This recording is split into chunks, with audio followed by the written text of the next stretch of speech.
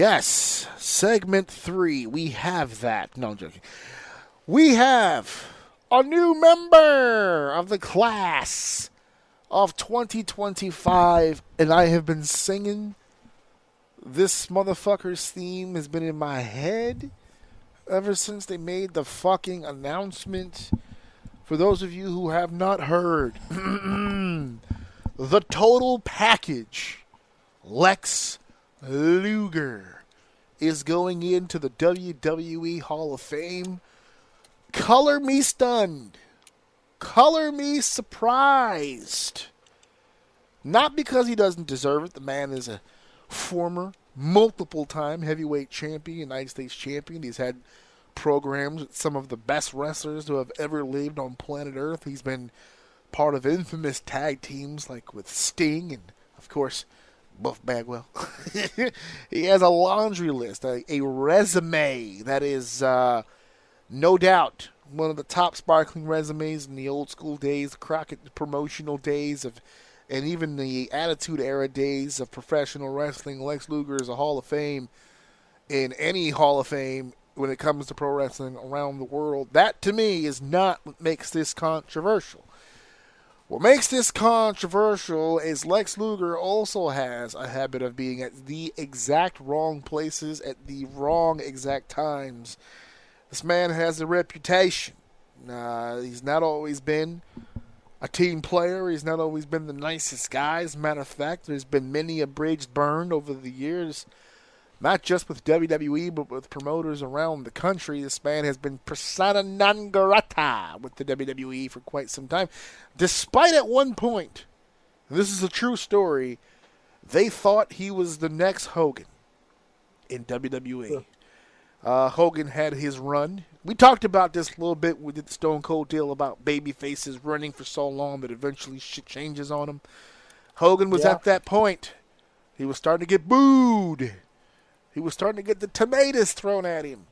It was time to shake things up, and they had let Hogan go out of his contract. Hogan signed as a free agent to WCW. He was out of there, and WWE needed a new star, a new focal point. And despite having Bret Hart on the roster ready and raring to go, that's not the kind of guy that Vince McMahon pushes to the moon. He loves him some body guys. And there was no better body guy in the biz. I'm flexing. I can't even say his name without doing the double bicep.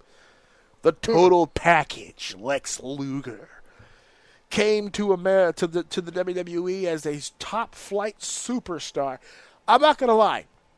Now I am well versed of the career of Lex Luger, but I've told this story before that my experience with pro wrestling in the late 80s, they didn't have a weekly television show. They had superstars on Sunday morning. They had the occasional Saturday night main event. They had occasional shows, specials here and there. And then, of course, they had big shows, but their big shows, they didn't have monthly pay-per-views like they have now. Mania in April, SummerSlam in August, Survivor Series in November, the Rumble in January. They were spaced out.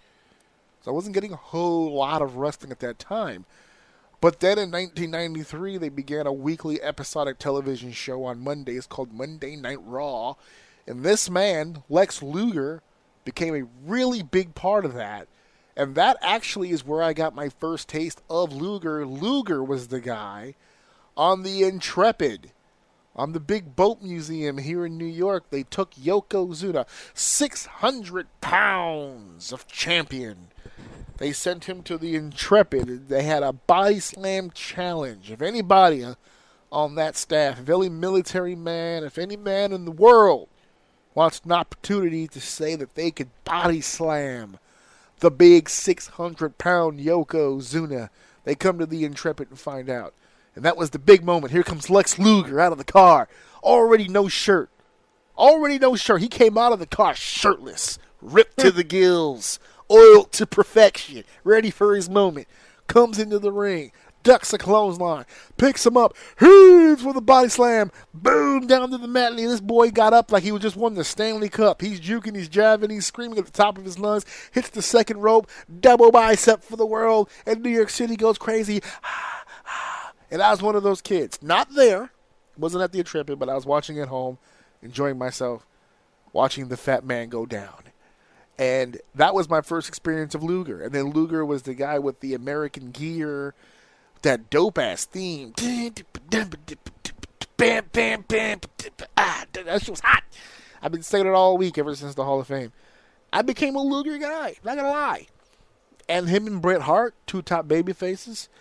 Eventually, though, luck didn't run out. I didn't realize at the time that apparently in order for you to be a champion or to be pushed as the top individual, you at least have to take some bumps. And that was not his thing. He was hurt a lot when he was in the WWE. That was the one when we were kids, when we were in school, there was the rumor that was the, I don't know if you remember, you're probably too young, but there was a rumor going around back in school where Lex Luger had a metal plate in his forearm because he had a legit motorcycle accident. He had a car accident, I'm saying car. It was a motorcycle accident, and he shattered his arm.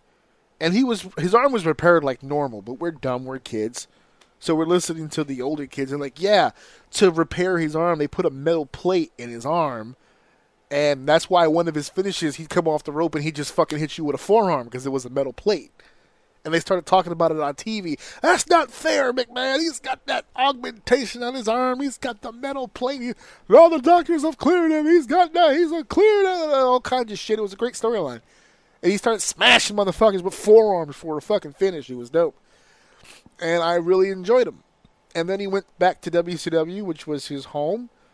And he went on a run there, became champion again. And that's when he had the other theme. Straight porno music. I could see a motherfucker just getting into his stroke game to that song. Just putting it on this poor, unsuspecting lady. And especially when you call yourself the total package, you've got to have porn music. That goes without saying. That makes sense. Yeah. Chris Benoit's WCW theme was actually used in a porno. No joke. That's a truth. That's a real thing. Oh, wait, that wasn't Benoit. What did I say? Jericho? Yeah, Jericho. Stroking. It was an old porno, so they both got bush. So it's just, they both cop, but I mean, yeah. It was makes like sense. It was like porn uniform back then. You had to have pubes. So Luger has had quite the career. Now, what I mean by wrong place, wrong time, unfortunately, Luger has also made some very poor decisions. I've mentioned a few already so far. He wasn't always the nicest guy. He didn't always get along with people when it came down to being a team player and doing jobs or putting people over or whatever the case may be. This guy was very protective, and who blames him? You're a top guy, you protect your spot. But he didn't always have the business in his heart. It's been well discussed that he was never really a wrestling fan. He was a football player. He was a football guy. If it wasn't for a career-ending injury, he never would have been in professional wrestling. So it wasn't really a business that he was like really in love with, really enamored with. It was something that he just kind of did to make money. But he fell in love over time. You know, it's like, you know, he learned to love it. He learned to love it because not only did he start making real money from it, but he was actually starting, in his own words, he was starting to make more friends in wrestling than he did in football. There was just something about that camaraderie. When you're in football, it's kind of a fraternity. It's a group, it's a brotherhood. You're in there and you're watching each other's asses, for real. And he got a chance to experience something like that again in wrestling. Because in wrestling, at that time, it used to be very protected. It's not protected now. Any jackass off the street can call themselves a pro wrestler now. But back in those days, it was protected. You had to go through channels to get into the business.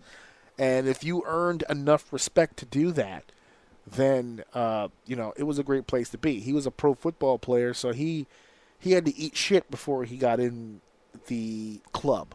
You know, he had to pay his dues a little bit. So he was a little sour on that at the beginning, as most people are.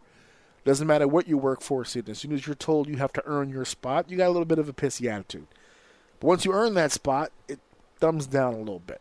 And that's kind of what happened to him. The reason why he was persona non grata, we'll talk about the elephant in the room, is the whole Miss Elizabeth situation. So the deal with that, obviously, everyone knows that Miss Elizabeth is more closely associated with the Macho Man here. The Macho Man and Miss Elizabeth. That's the team of the late 80s here. And they were married in real life, was Macho Man and Elizabeth. But Macho Man very much was Macho Man behind the scenes as well as he was in the ring. And they had a very rocky relationship because he was just a very, very macho man. He was for real. That shit was real life. And he's not going to let, that's not his wife, that's his bitch. You know what I'm saying? Like, that's my bitch made waffles for me today. You know, what a lovely bitch she is. Yeah, that's a good bitch. Yeah, that's my bitch. You know what I'm saying? Like, I mean, listen. Can we be mad at, like, can we be mad at know, like, you need to, like, if you don't know you're his bitch. Yeah.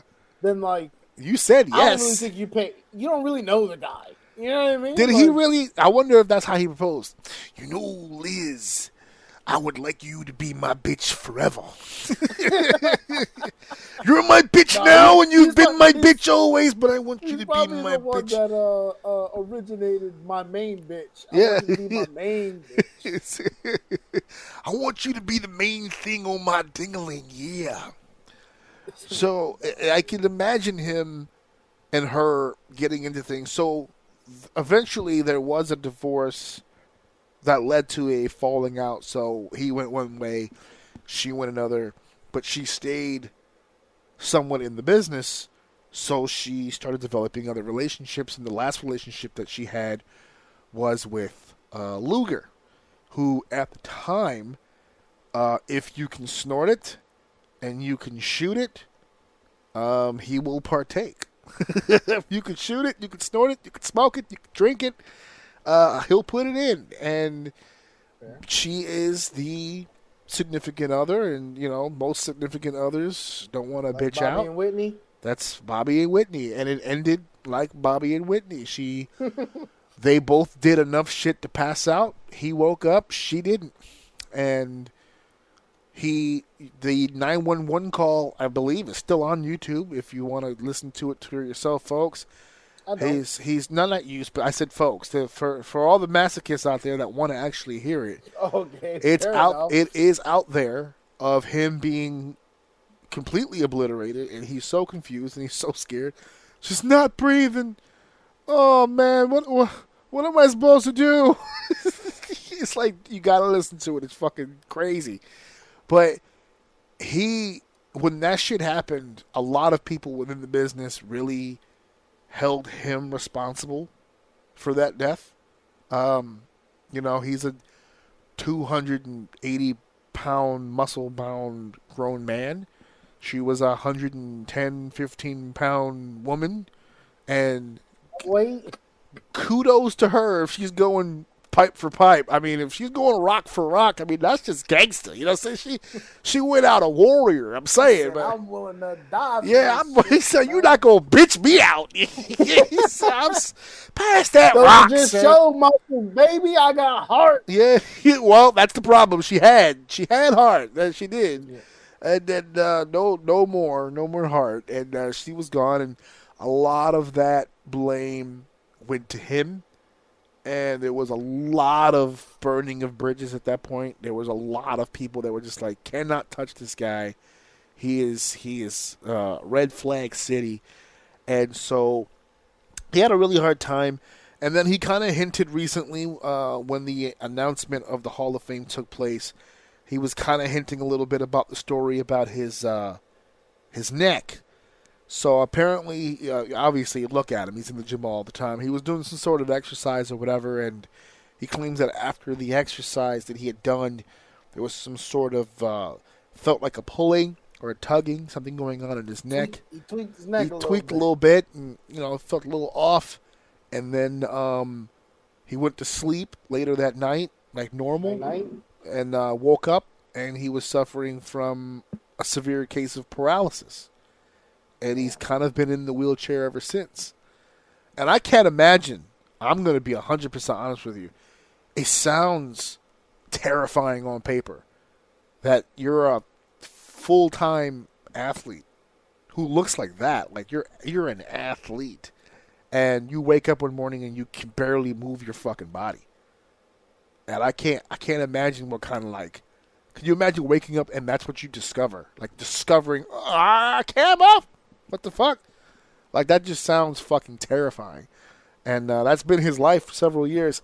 He's currently working with DDP on his mobility. He can stand in the chair now. He hugged Cody in the video where they made the announcement that he was going in, and it was a whole deal. And he's appearing to be a lot more positive about, well, when karma strikes, you get humble real fucking quick, right? All of a sudden, you can't walk no more, you can't fight no more, you can't do shit no more, dick don't work, all kinds of issues on the fucking table.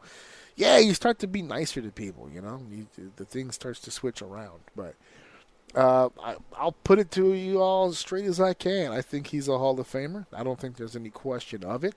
The man drew money. Just if you don't have him in your Hall of Fame, I really can't blame you because it's a personal choice. He's given enough reason for you to be like, no, fuck this guy. But if you're being realistic, yeah, he probably is a Hall of Famer. So I find it ironic that Luger and Triple H are going in the same class. The two bodybuilders, the two body guys getting in together. I can't wait to see who inducts Lex into the Hall of Fame. If I could make a pitch, one night only, I would love to see Sting do it. He's not contracted by anybody, legally speaking. He can do whatever he wants. For one night, for a Hall of Fame induction, I don't think that'd be too terrible.